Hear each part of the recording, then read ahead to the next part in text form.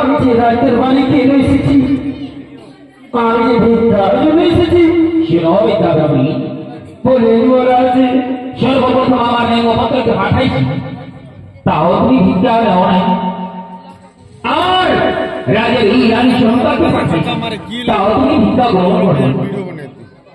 কি ব্যাপার? তুমি বলো, তুমি বলো, আমার চালা মতো ভিক্ষা দিতে চাই, তাহলে আমি কোথায় বলতে পারি? তোমার যাবার মতন ভিক্ষা শিরোবিদ্যাগামী কি বলবো মহারাজ? এমন কি তোমার যাবার মতন জিনিস আছে, এমন কি ভিক্ষা আছে যে আমি দিতে পারবো না? তোমাকে বলো, তুমি বলো কি চাও? শোনো মহারাজ, হ্যাঁ বলো। প্রথম এখন লিখায় পুত্র হ্যাঁ বলো। মালভোগ পেলাম, আপন তুলসী আন্দুপা বাড়ি মজুস, আর একটা কিছু চাই। দাঁড়াও, কিছু দেবে না, আমি কিছু চলি। দাঁড়াও।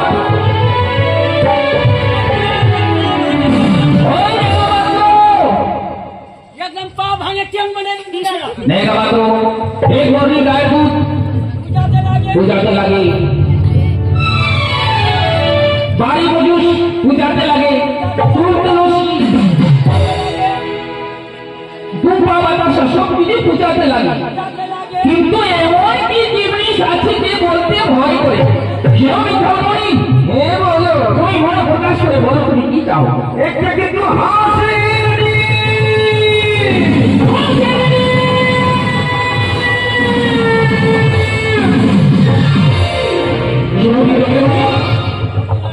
আমি কিন্তু শুনতে পেয়ে তুমি আর একটা ফিরে বলো। একটা কিন্তু হাসি রে, হাসি রে, হাসি রে।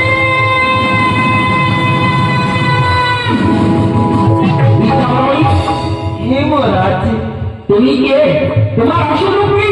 তোমার আসল রূপ আমি দেখতে চাই।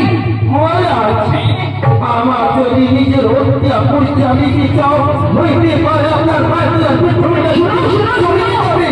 শোনো, আমার পৃথিবী আমার পায়ে তোরা কি সরে যাবে? আমি তোমাকে আসল রূপে দেখবো।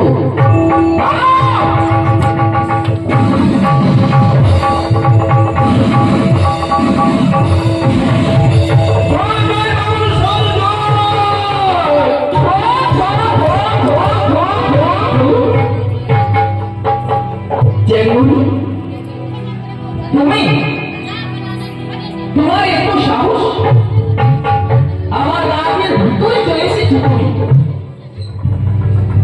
আজকে দেব তোমার সম্মান চান। হ্যাঁ বলো, এগুলো দিতে হয় চার সে ভগবান, কেন? হলে হোক ফসলে হোক, তোমার হাতের ফোটানি বলে নির্বাচন। ওরে চেলমুড়ি, ওরে চেলমুড়ি, আজকে তোমার দেব। এই দেখো, এই দেখতে পেয়েছো? একবার তুমি নিজের হাতে পুষ্পাঙ্গল দেওয়া চান। আমারই হেমতা তবে শোনা চান, এ বলো,